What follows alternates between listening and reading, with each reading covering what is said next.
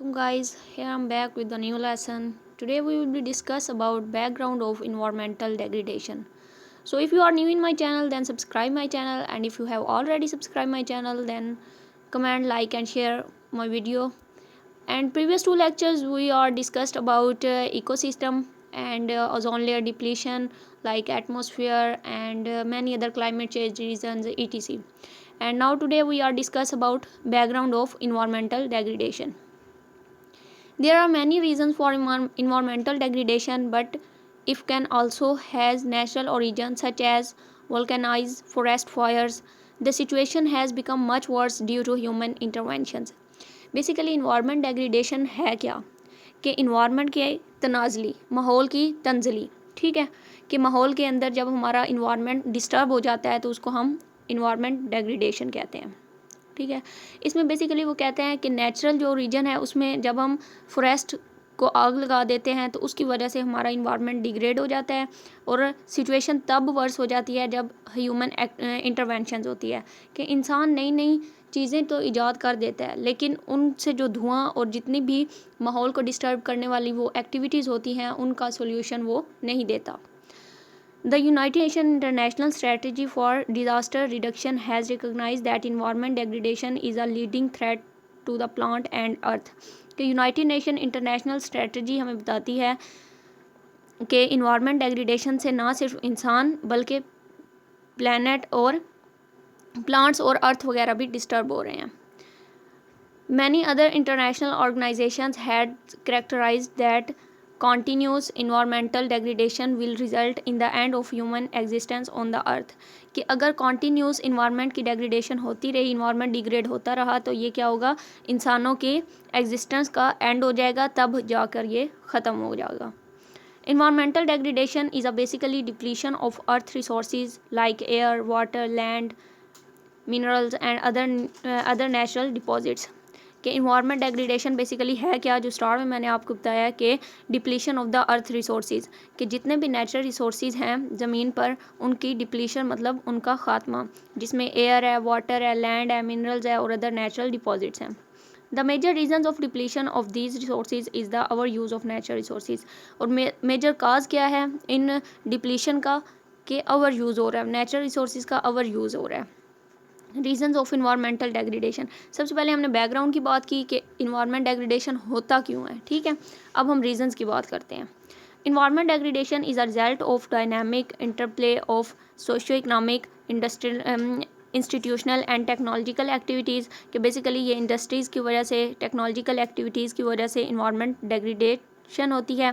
The reasons of environmental degradation has been classified into 3 categories.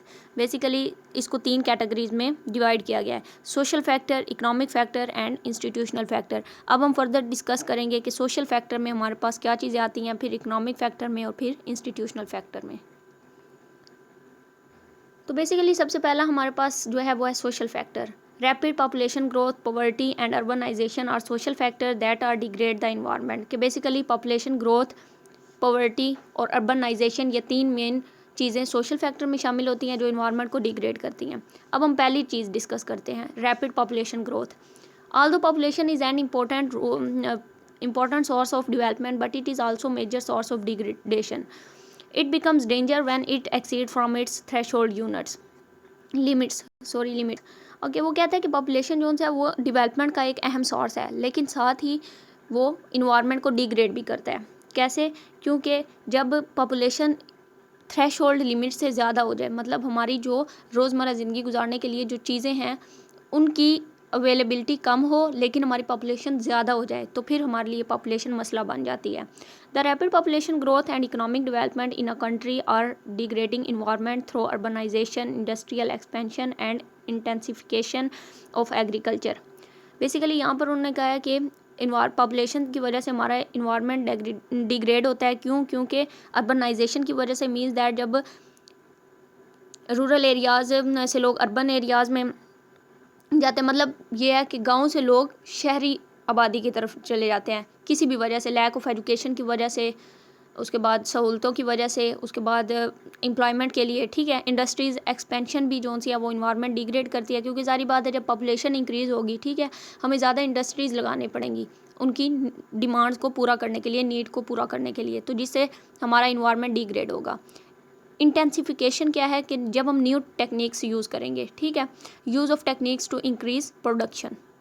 Okay, उसके बाद next हमारे पास आ जाता है population growth is also affecting natural resources and environment become increase in population impacts on the environment primarily through the use of natural resources and production of waste leading towards air pollution and water pollution. कि basically वो कहता है कि population increase होने का हमारे जो environment पे इम्पैक्ट पड़ता है, पहला तो ये है कि हमारे नेचुरल रिसोर्सेज का ज़्यादा यूज़ होता है, और सेकंड ये है कि हमारा प्रोडक्शन ऑफ वेस्ट बढ़ जाता है, लाइक एयर पोल्यूशन हो जाती है, वाटर पोल्यूशन हो जाती है। ठीक है, नेक्स्ट हमारे पास था पॉवर्टी। ये सोशल फैक्टर में ही आएगा। Poverty is said to be both cause and effect of environment degradation. The relationship between poverty and environment is extremely complex. It was also discussed at millennium summit 2000 and world summit on sustainable development 2002। कि basically वो कहता है कि poverty भी environment को degrade करने का एक अहम सोर्स है। ठीक है, रिलेशनशिप जो पॉवर्टी और इन्वायरमेंट का है वो बहुत ही कम्प्लेक्स है।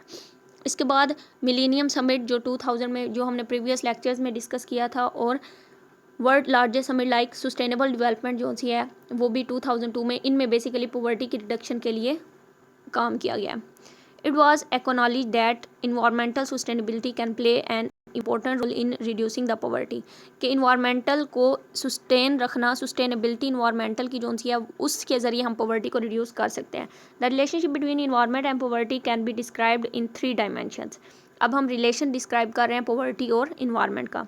Environmental and natural resources are major source of livelihood for the poor people, and when environment is degraded, their access to the resources is confined, pushing them towards severe poverty.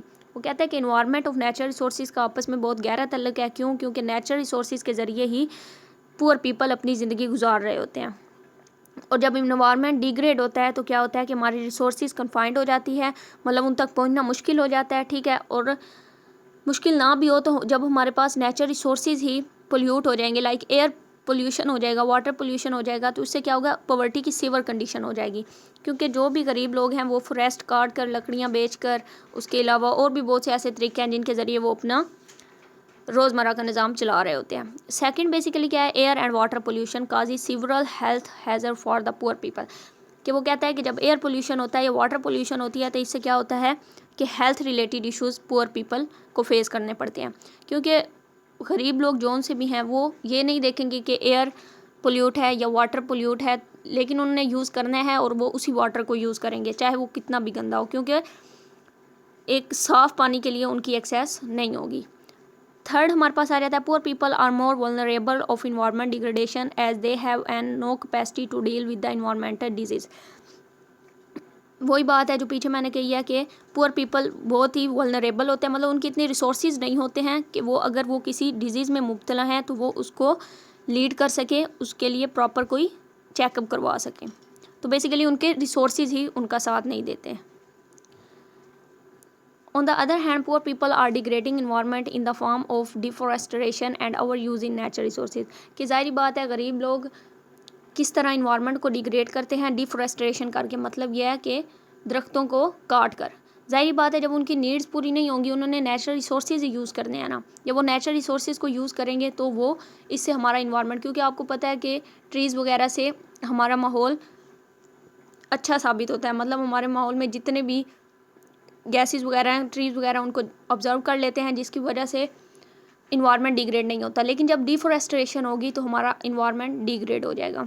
Urbanisation next आ जाता है, ये भी social factor में है। Okay, lack of employment opportunities in the rural areas has forced the people to migrate towards city. There are several reasons. ठीक है, basically वो कहता है कि अर्बनाइजेशन यानी कि रूरल एरियाज़ में जितने भी लोग हैं उनको लैक ऑफ एम्प्लॉयमेंट मिल जाती है, लैक ऑफ एजुकेशन होती है, उनके पास और भी सहूलतें नहीं होती, तो वो ये चीज़ उनको इनकरेज करती है कि वो माइग्रेट हो जाएं रूरल एरिया से अर्बन एरिया की तरफ, मतलब गांव से शहर की तरफ। जिसके रीजंस बहुत सारे हैं, like lack of quality education, lack of better sanitation and lack of recreational activities. Recreational activities means that enjoyment parks वगैरह that have forced people to migrate towards cities. This third This trend has been increased since last few years. Such rapid and unexplained expansion of cities has resulted in the degradation and urban environment.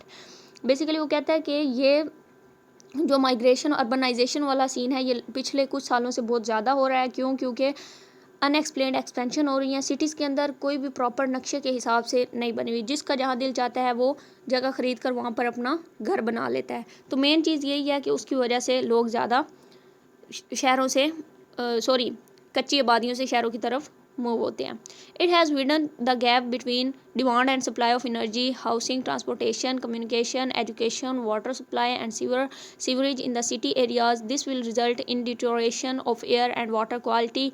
It will also increase the waste in the city areas. कि वो कहता है कि basically इससे क्या होता है urbanisation से, कि डिमांड और सप्लाई का जो गैप है वो बढ़ जाता है। क्यों? क्योंकि लोगों जब शहर में ज़्यादा होंगे तो उनकी डिमांड भी ज़्यादा होगी चीज़ों की, लेकिन जितने भी प्रोड्यूसर्स हैं वो उनकी डिमांड को मीट नहीं कर सकेंगे। ठीक है, तो इसकी वजह से इनमें डिस्टर्बेंस मिसमैच हो जाता है। इसके बाद ट्रांसपोर्टेशन की बहुत ज़्यादा वो हो जाता है, एनर्जी, हाउसिंग बहुत यूज़ होती है, एनर्जी बहुत यूज़ होती है, वाटर सप्लाई और अदर सारे। ठीक है, इसके बाद अब हम बात करेंगे इकोनॉमिक फैक्टर की। इकोनॉमिक फैक्टर में सबसे पहली बात आ जाती है market failure. Market failure basically क्या है? डिमांड और सप्लाई में जो मिसमैच होता है वो हमारा मार्केट फेलियर कहलाता है। Because there is no proper market for environmental goods and services. Lack of property rights is also a reason of market failure. To some extent, non-existence of price control of environment goods and services is responsible for market failure. कि basically वो कहता है कि पहला तो demand और supply में mismatch है। सेकंड ये है कि लैक ऑफ प्रॉपर्टी राइट होते हैं। ठीक है, हर शख्स के प्रॉपर्टी पे जो राइट्स हैं वो भी नहीं होते, उसकी वजह से भी मार्केट फेलियर हो जाता है। ठीक है, लोग कब्ज़ा वगैरह बहुत कर लेते हैं दूसरों की ज़मीनों पर और इस तरह। उसके बाद वो कहता है कि industries have played major role in polluting the environment through intensive use of natural resources energy such as fossil fuels, coal, air and oil etc. कि ज़ाहिर बात है सबसे ज़्यादा जो वाटर हमारे इन्वायरमेंट को पोल्यूट करती हैं वो इंडस्ट्रीज़ हैं, क्योंकि उनका धुआं वगैरह हमारे इन्वायरमेंट के लिए बहुत ही बुरा साबित होता है। क्योंकि कोयल, फॉसिल फ्यूल्स को जब वो जलाते हैं तो ये हमारे इन्वायरमेंट को डिग्रेड करते हैं। The industries having more use of energy like iron, steel and fertilizer industries are generating air, water, land pollution. These industries are also generating waste. There is no waste management system, so this will result in several disease. Transportation activities are degrading environment in the form of noise pollution because there are no second laws of smoke generating in vehicles. ज़ाहिर बात है वो कहता है कि second reason हमारे पास जो है वो ट्रांसपोर्टेशन क्या है। ट्रांसपोर्टेशन पहले तो इंडस्ट्रीज़ की वजह से होता है, फिर ट्रांसपोर्टेशन आ जाती है। इसकी वजह से हमारा इन्वायरमेंट बहुत डिग्रेड होता है, क्योंकि इससे वॉइस पोल्यूशन, नॉइज़ पोल्यूशन, ठीक है, उसके बाद एयर पोल्यूशन भी इससे होता है, जिसकी वजह से हमारा इन्वायरमेंट बहुत डिग्रेड होता है। On the other hand, agriculture development activities and farming activities are contributing the soil erosion due to our use of fertilizer and pesticides. This will result in loss